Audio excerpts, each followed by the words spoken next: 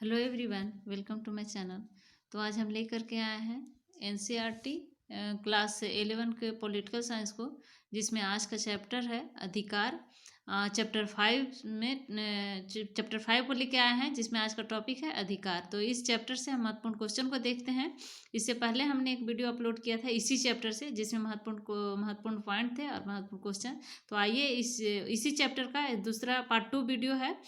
तो आइए देखते हैं। इसमें पहला क्वेश्चन है, अधिकार क्या है, उदाहरण के द्वारा समझें। तो अधिकार उन बातों का प्रतीक है जिन्हें समाज के सभी लोगों के समान और गरिमा का जीवन बसर करने के लिए महत्वपूर्ण और आवश्यक समझते हैं। जैसे मौलिक अधिकार, जैसे मौलिक अधिकार के अंतर्गत पहले 7 अधिकार था। अब संपत्ति के अधिकार को मौलिक अधिकार से हटा लिया गया है। तो अब टोटल 6 अधिकार है मौलिक अधिकार के अंतर्गत। पहला है समता और समानता का अधिकार, स्वतंत्रता का अधिकार दूसरा।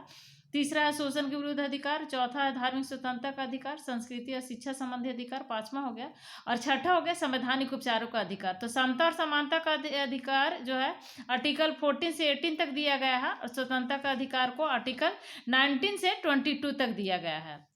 शोषण के विरुद्ध जो अधिकार है उसको 23 और 24 में दिया गया है। और धार्मिक स्वतंत्रता का अधिकार को आर्टिकल 25 से 28 तक दिया गया है।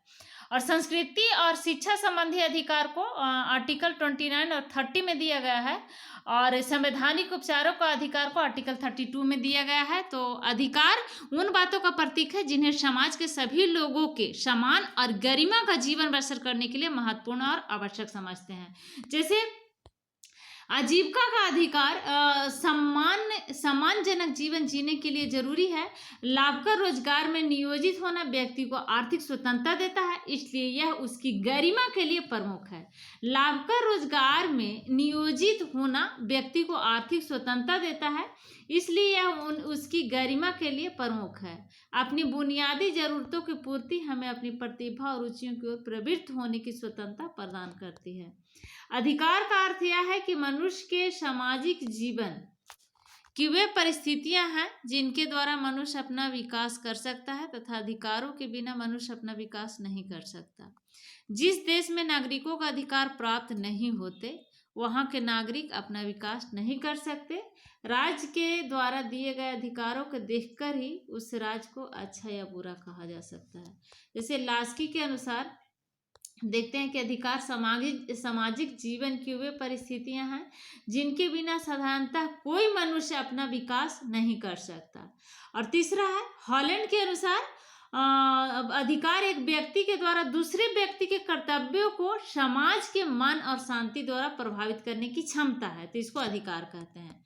नेक्स्ट क्वेश्चन है, अधिकारों की दावेदारी से आप क्या समझते हैं। तो अधिकारों की दावेदारी का अभिप्राय यह है कि हमारी बेहतरी के लिए आवश्यक है कि लोगों को उनकी दक्षता और प्रतिभा विकसित करने में सहयोग देते हैं। जैसे शिक्षा का अधिकार हमारी तर्क शक्ति विकसित करने में मदद करता है, हमें उपयोगी कौशल प्रदान करता है और जीवन में सूझबूझ के साथ चयन करने में सक्षम बनाता है। व्यक्ति के कल्याण के लिए इस हद तक शिक्षा को अनिवार्य समझा जाता है कि उसे सार्वभौम अधिकार माना गया है। नेक्स्ट क्वेश्चन है, नागरिक स्वतंत्रता का क्या अर्थ है। तो नागरिक स्वतंत्रता का अर्थ है स्वतंत्रता और निष्पक्ष न्यायिक जांच का अधिकार, विचारों की स्वतंत्रता, अभिव्यक्ति का अधिकार, प्रतिवाद करने तथा असहमति प्रकट करने का अधिकार।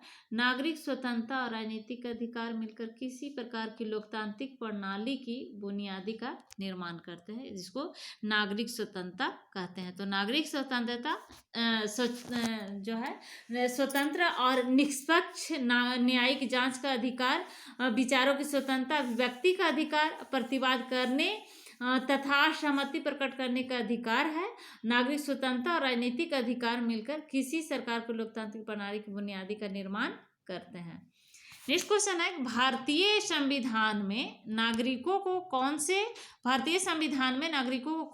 कौन से मूलभूत अधिकार दिए गए हैं। तो हमारा भारतीय संविधान में नागरिकों को निम्नलिखित मूलभूत अधिकार दिए गए हैं, जिसमें पहला है समता का अधिकार। तो समता का अधिकार को आर्टिकल 14 समता या समानता का अधिकार को आर्टिकल 14 से 18 तक इसमें दिया गया है। तो समता का अधिकार यह है कि इसका अर्थ यह है कि राज्य सभी व्यक्तियों के लिए एक समान कानून बनाएगा तथा उन पर एक समान लागू करेगा।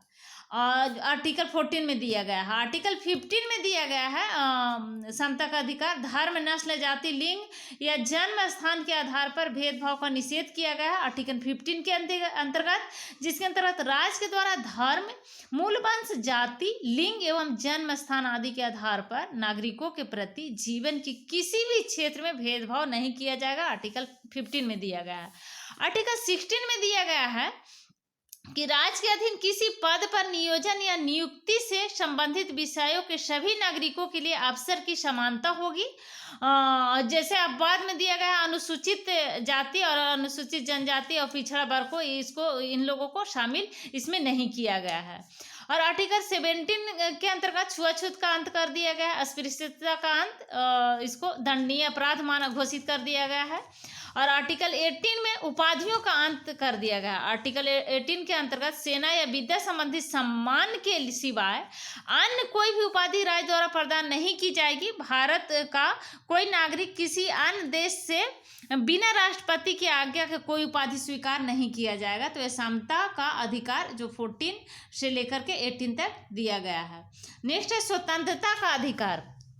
तो स्वतंत्रता का अधिकार जैसे आर्टिकल 19 में दिया गया है, जिसके अंतर्गत लोग बोलते हैं, जैसे प्रेस लोग बोलते हैं, इसी के अंतर्गत आता है स्वतंत्रता का अधिकार।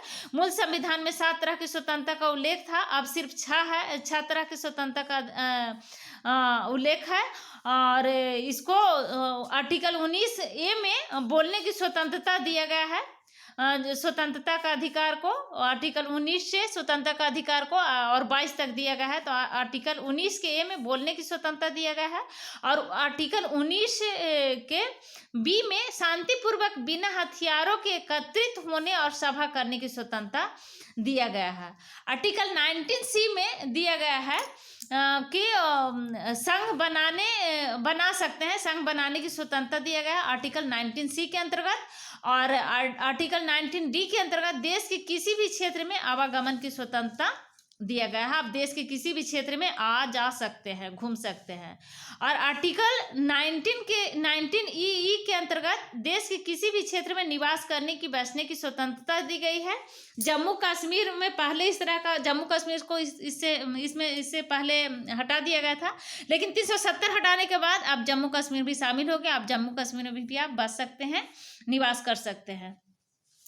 अनुच्छेद 19G में दिया गया है कोई भी व्यापार एवं जीविका चलाने की स्वतंत्रता को दिया गया है। आप आर्टिकल 19G के अंतर्गत कोई भी व्यापार आप कर सकते हैं, जीविका चला सकते हैं, तो इसको स्वतंत्रता का अधिकार कहते हैं। अब है शोषण के विरुद्ध अधिकार। तो शोषण के विरुद्ध स्वतंत्रता के अधिकार के बाद शोषण के विरुद्ध अधिकार को दिया गया है।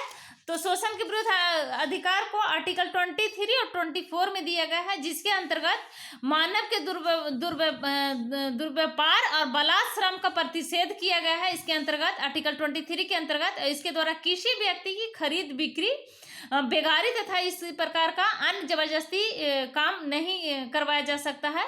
श्रम निषेध ठहराया गया है इसके अंतर्गत, जिसका उल्लंघन विधि के अनुसार दंडनीय अपराध माना जाएगा।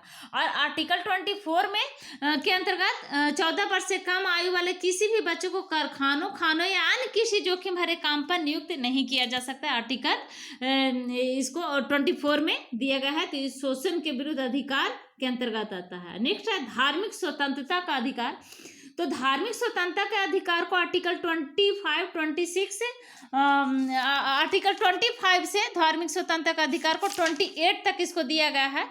तो धार्मिक स्वतंत्रता के अंतर्गत आर्टिकल 25 में दिया गया है कि कोई भी व्यक्ति किसी भी धर्म को मान सकता है और उसका प्रचार प्रसार कर सकता है। किसी को कोई भी धर्म मानने के लिए बाध्य नहीं किया गया है, आप कोई भी धर्म को मान सकते हैं, स्वतंत्रता का अधिकार दिया गया है। आर्टिकल 26 में दिया गया है कि धार्मिक कार्यों के प्रबंध प्रबंध की स्वतंत्रता इसमें दिया गया है। आर्टिकल 26 में व्यक्ति को अपने धर्म के लिए संस्थाओं की स्थापना और पोषण करने, विधि सम्मत संपत्ति के अर्जन करने और स्वामित्व एवं प्रशासन का अधिकार इसके अंतर्गत दिया गया है।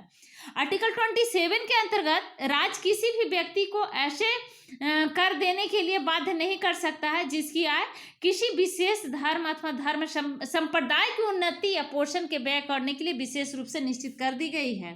तो यह आर्टिकल 27 में दिया गया है। आर्टिकल 28 को देख लेते हैं। आर्टिकल 28 के अंतर्गत है कि राज्य विधि के पूर्णतः पोषित किसी शिक्षा संस्थान में कोई धार्मिक शिक्षा नहीं दी जाएगी। तो ऐसे शिक्षण संस्थान अपने विद्यार्थियों को किसी धार्मिक अनुष्ठान में भाग लेने या किसी धर्म उपदेश को बलात् सुनने हेतु तो बाध्य नहीं कर सकते। यह धार्मिक स्वतंत्रता के अंतर्गत इसको रखा गया है। नेक्स्ट है शिक्षा और संस्कृति का अधिकार। तो शिक्षा और संस्कृति के अधिकार को आर्टिकल 29 और 30 के अंतर्गत रखा गया है। तो आर्टिकल 29 में दिया गया है कि कोई भी अल्पसंख्यक वर्ग अपनी भाषा, लिपि और संस्कृति को सुरक्षित रख सकता है और केवल भाषा, जाति, धर्म और संस्कृति के आधार पर उसे किसी भी सरकारी शैक्षणिक संस्था में प्रवेश से नहीं रोका जा सकता है। आर्टिकल 30 में दिया गया है कि कोई भी अल्पसंख्यक वर्ग अपनी पसंद का शैक्षणिक संस्था चला सकता है और सरकार उसे अनुदान देने में किसी भी तरह की भेदभाव नहीं करेगी। यह धार्मिक स्वतंत्रता का अधिकार के अंतर्गत आता है। शिक्षा और संस्कृति का अधिकार के अंतर्गत यह है। नेक्स्ट है छठा है संवैधानिक उपचारों का अधिकार। तो संवैधानिक उपचारों का अधिकार को डॉक्टर भीमराव अंबेडकर ने संविधान की आत्मा कहा है, डॉक्टर भीमराव अंबेडकर ने।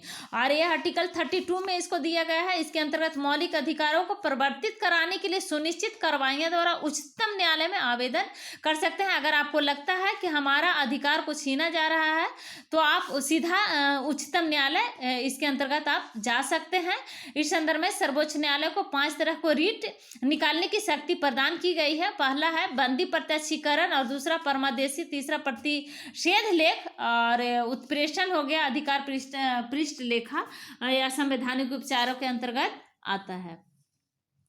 नेक्स्ट क्वेश्चन है मौलिक अधिकार को से आप क्या समझते हैं? मौलिक अधिकार है क्या?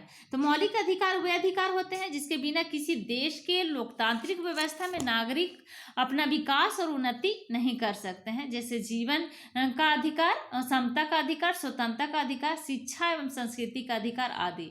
तो मौलिक अधिकार को अमेरिका के संविधान से लिया गया है। मौलिक अधिकार को अमेरिका के संविधान से हमारे संविधान में जोड़ा गया है इसको, और इसका वर्णन संविधान के भाग 3 में है। इसका वर्णन आर्टिकल 12 से 35 तक है और इसलिए संविधान को इसको संविधान के भाग 3 को मैग्ना कार्टा कहा गया है।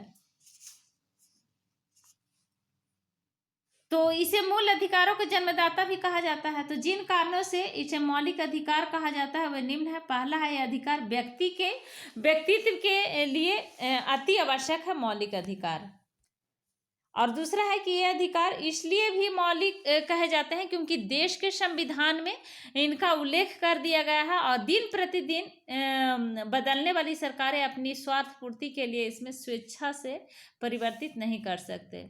और तीसरा है ये अधिकार न्याय योग्य होते हैं। नेक्स्ट क्वेश्चन है अधिकार किस प्रकार राज्य को प्रभावित करते हैं? तो अधिकार निम्न प्रकार से राज्य को प्रभावित करते हैं। जैसे पहला है राजनीति एवं अन्य सभी प्रकार के अधिकार राज्य से प्राप्त किए जाने वाले मांग और दावे है, इसलिए अधिकार मांग एवं दावों के रूप में राज्य की प्रभुता को सीमित करते हैं और रखते हैं। तो और दूसरा है अधिकार राज्य को किसी कार्य को करने या न करने की ओर निर्देश करते हैं।